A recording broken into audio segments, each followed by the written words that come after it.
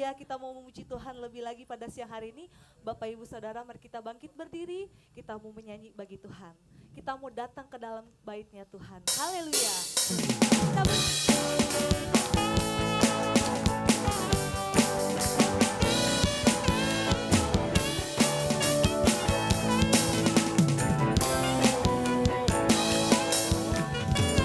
datanglah ke baitnya dengan hati bersyukur, ke dalam pelatarannya dengan hati bersuka rasakan dan lihatlah betapa baiknya Tuhan bagi yang berhidup padanya. Akan bersorak-sorak, hey, akan bersorak-sorak, bersyukurlah kepada Tuhan, sebab Dia baik, bahwasanya untuk selamanya kasih setianya. Bersyukurlah kepada Tuhan, sebab Dia baik, bahwasanya untuk selamanya kasih setianya.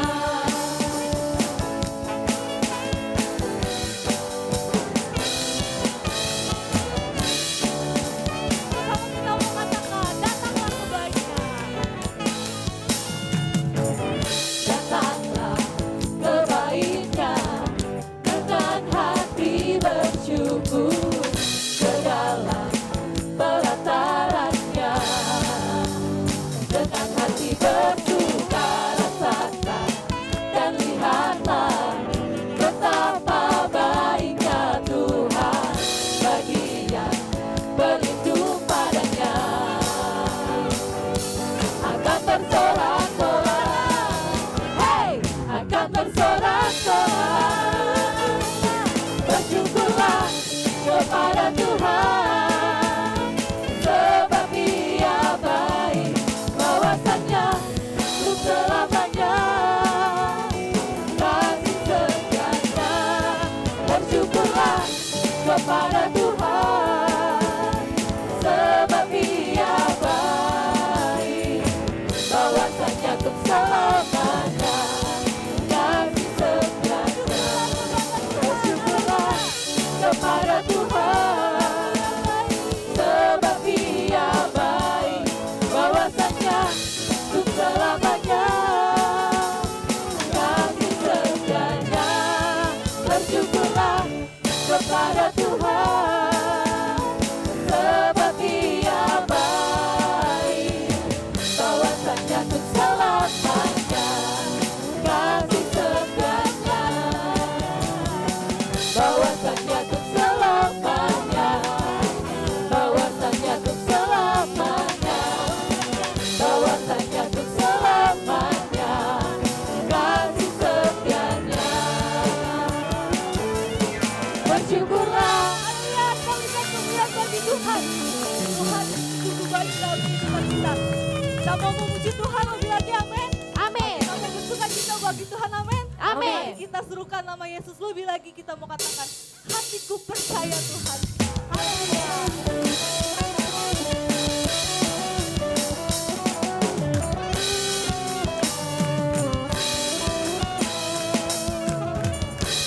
Tuhanlah kekuatan dan mazmurku, Yang gunung batu, yang gunung batu dan keselamatanku.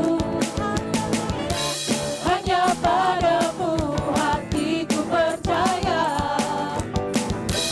Kaulah menara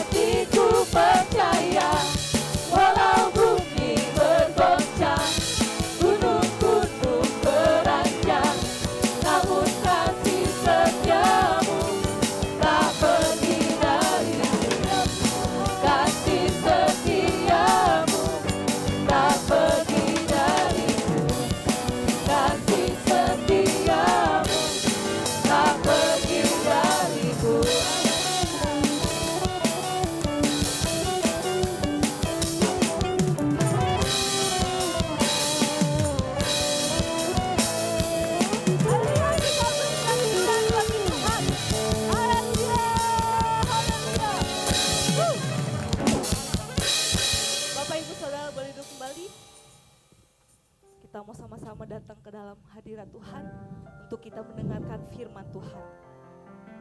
Mari saudara-saudara kita siapkan hati kita untuk menyembah kepada Tuhan. Sebab Dia Allah yang sangat baik dalam kehidupan kita. Dia Allah yang menyediakan segala sesuatu bagi kita. Apa yang tidak pernah kita pikirkan, apa yang tidak kita pernah dengar, apa yang tidak pernah timbul di dalam hati kita, Tuhan pasti sediakan bagi kita. Haleluya. Mari kita mau sama-sama katakan, sekalipun aku dalam lembah kelam, aku percaya kepadamu Tuhan. Haleluya.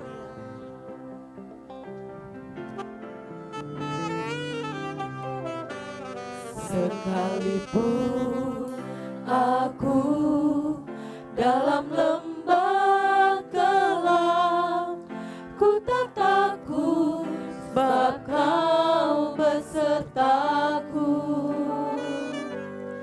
Sekalipun badai topan datang menerpa, ku tak gentar sebab Kau di sisiku. Sekalipun aku dalam lembah kelam, ku tak takut sebab Kau besertaku. Sekalipun badai topan datang menerpa, ku tak gentar sebab Kau di sisiku. Aku percaya, aku percaya, berkat-Mu atasku melimpah. Kau bagikan kemurahan selalu mengikutiku. Ku puji, ku sembah Kau Tuhan.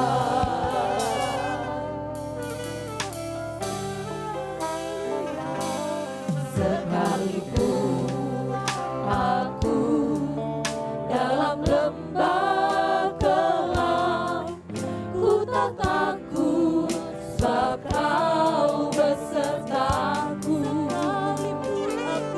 Sekalipun badai topan datang menerpa, ku tak gentar sebab Kau di sisiku. Aku percaya,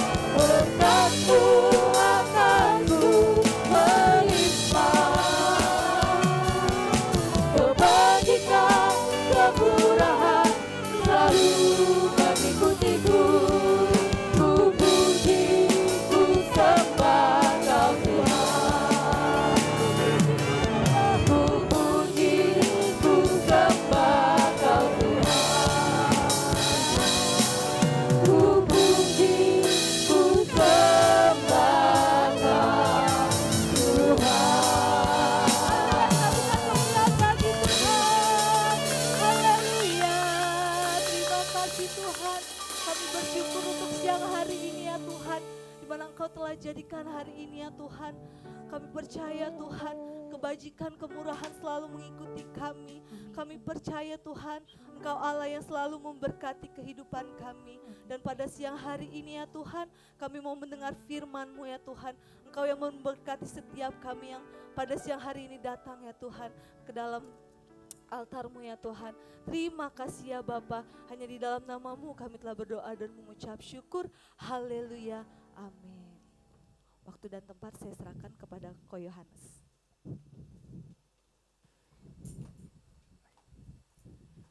Shalom saudara. Saudara merasa diberkati Tuhan pada siang hari ini? Amin. Pada siang hari ini kita akan melihat firman Tuhan saudara yang akan diambil dari kitab Yohanes. Kita akan melihat Yohanes yang ke-6. Yohanes ke-6.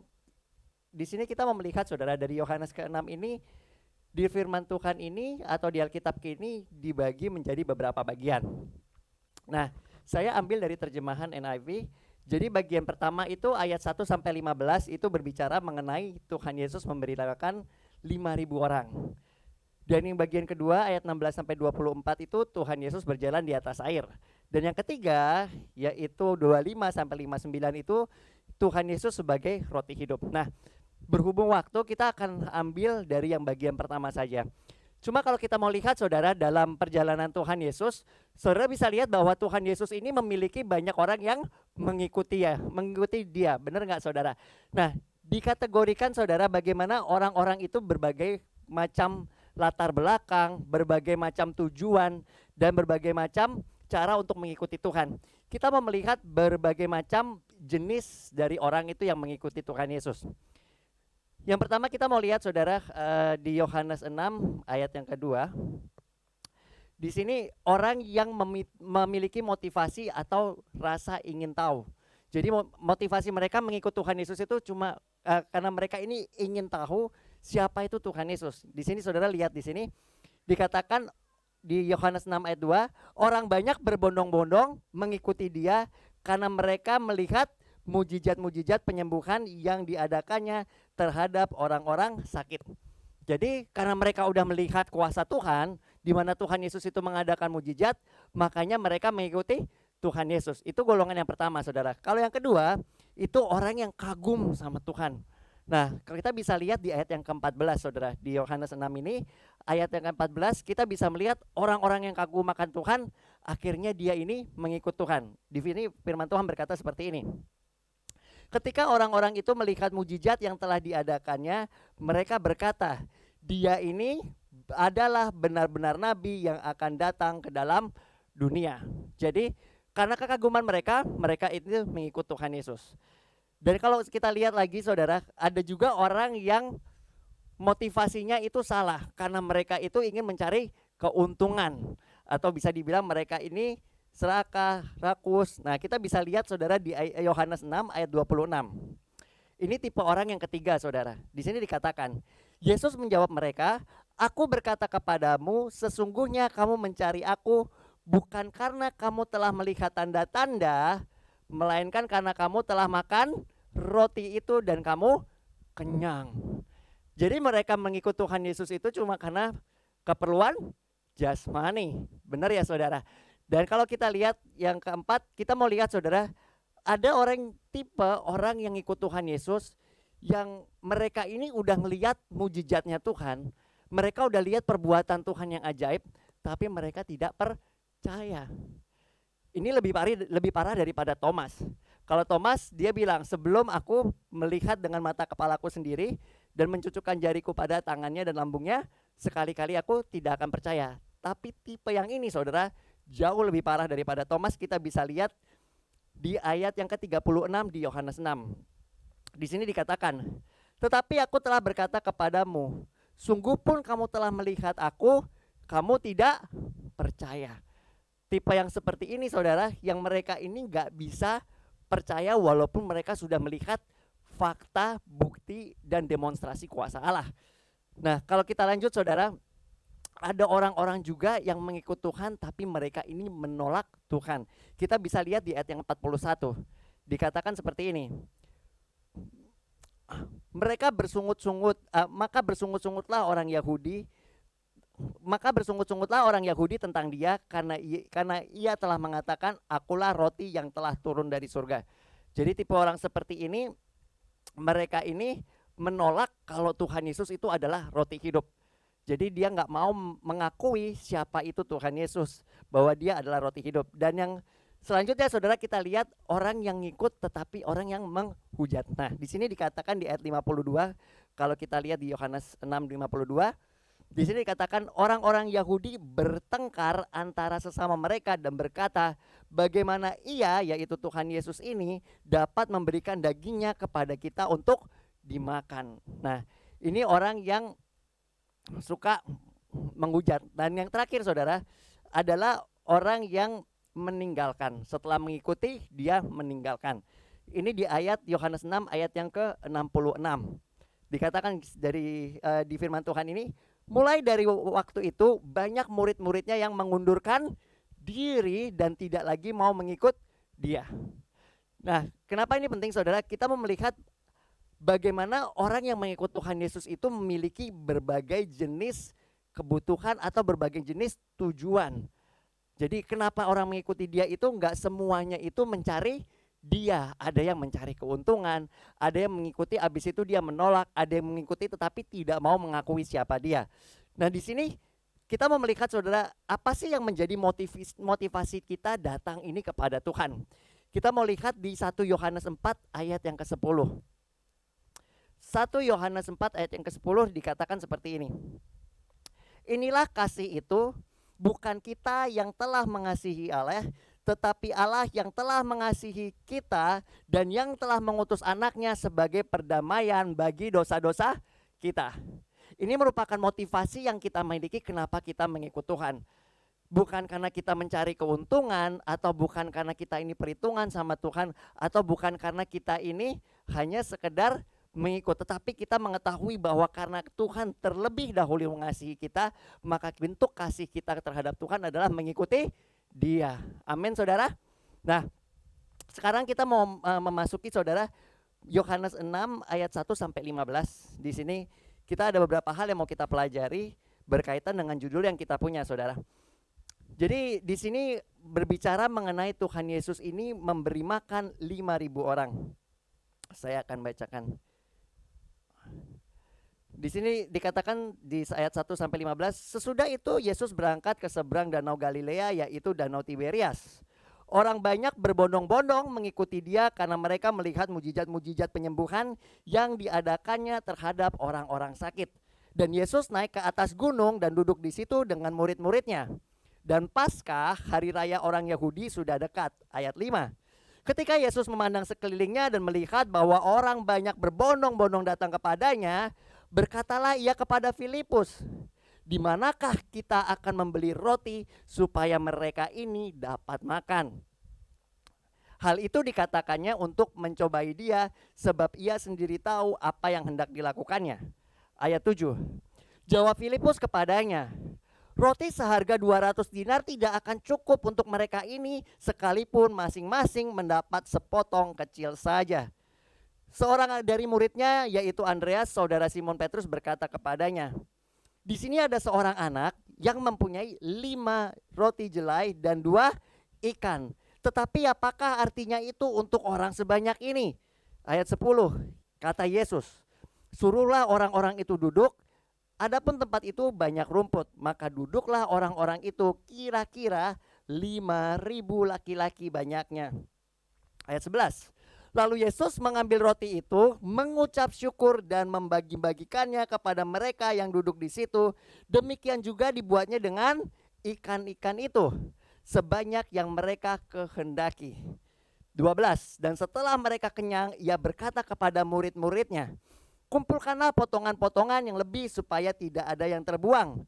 13. Maka mereka pun mengumpulkannya dan mengisi 12 bakul penuh dengan potongan-potongan dari kelima roti jelai yang lebih dari setelah orang makan. 14.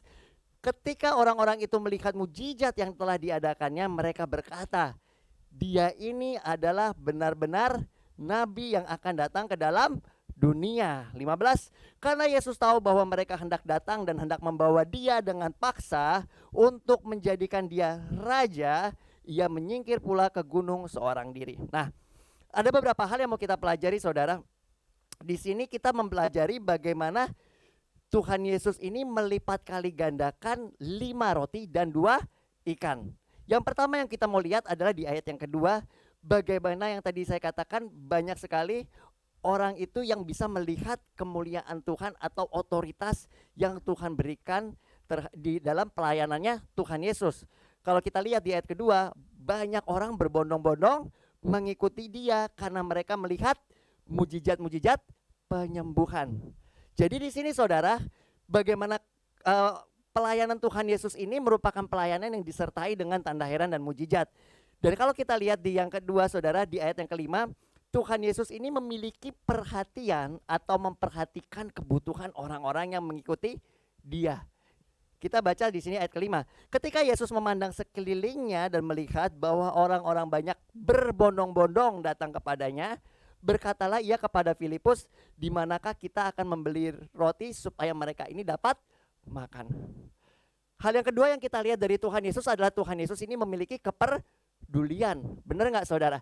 Dia nggak, wah yang penting orang datang ikut saya, terserah abis ini mau ngapain, bukan urusan saya. Tetapi di sini Tuhan Yesus memperhatikan kebutuhan mereka dan memikirkan bahwa mereka ini belum makan.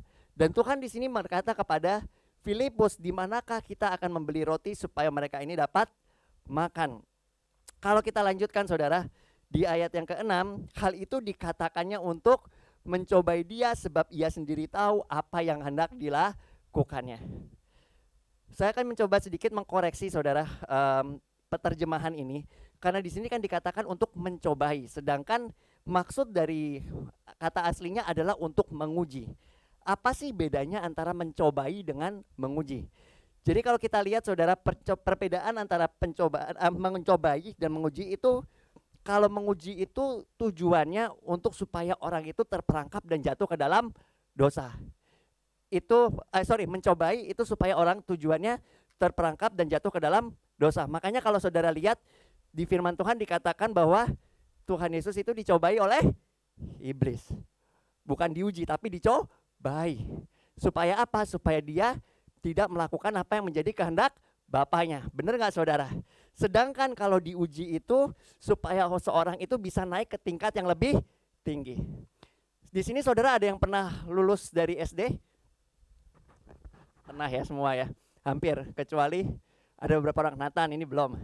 Nah sebelum saudara masuk dalam, sebelum saudara meninggalkan jenjang SD ke SMP, apa yang harus saudara lakukan? Ujian. Dan ujian itu bukan untuk membuat seseorang gagal, tetapi untuk membuat dia naik ke tingkat yang lebih tinggi. Nah di sini saudara kita bisa lihat Tuhan ini mau menguji yang namanya muridnya. Dan kalau saudara lihat di sini, Tuhan sendiri sudah mengerti apa yang akan dia lakukan. Jadi dia bertanya itu bukan dengan masuk untuk mencobai, tetapi dia menguji akan imannya si muridnya ini. Nah, kita lihat di sini saudara, kalau kita lihat di ayat yang kita lihat di sini saudara di Yakobus 1 ayat 13. Kenapa kok ini kan dia bilang untuk tujuan mencobai. Sedangkan di sini saudara kalau misalnya kita lihat terjemahan aslinya itu to test him, jadi untuk menguji dia. Kita bisa lihat konfirmasinya di Yakobus 1 ayat 13. Yakobus 1 ayat 13 ini menjelaskan seperti ini. Apabila seorang dicobai, janganlah ia berkata pencobaan ini datang dari Allah, sebab Allah tidak dapat dicobai oleh yang jahat dan ia sendiri tidak mencobai siapapun. Jadi yang Tuhan lakukan ini menguji bukan mencobai. Nah, kita lanjut saudara. Di sini kalau kita lihat di ayat ke-9 dikatakan seperti ini. Di sini ada seorang anak yang mempunyai 5 roti jelai dan 2 ikan. Tetapi apakah artinya itu untuk orang sebanyak ini? Saudara pernah bayangin kalau misalnya diri saudara ada di posisi tersebut? Saudara ikut misalnya lah ya, ikut sebuah KKR gitu. Dan semua orang ini pada belum makan dan gak ada makanan. Dan saudara menjadi anak kecil ini. Saudara punya 5 roti dan 2 ikan. Ketika itu diminta, kira-kira apa yang menjadi pikiran saudara? Ini adalah segala sesuatu yang dia miliki, benar nggak saudara? Dan kalau di sini saudara dia mau pakai logika, kalau ini dikasih ke orang ini, saya makan apa? Benar ya saudara? Tetapi kita mau lihat belajar iman dari anak kecil ini yang menyerahkan segala sesuatu yang dia punya. Nah, kita mau lihat lanjut saudara di sini. Ketika anak ini memiliki iman untuk memberikan apa yang dia punya, yang Tuhan Yesus lakukan apa saudara? Dia ini memberkati. Yang pertama mengucap syukur dan yang kedua memberkati. Walaupun dia ini Tuhan Yesus cuma melihat adanya cuma 5 roti dan 2 ikan, tetapi yang dia lakukan adalah dia mengucap syukur. Ini merupakan kunci.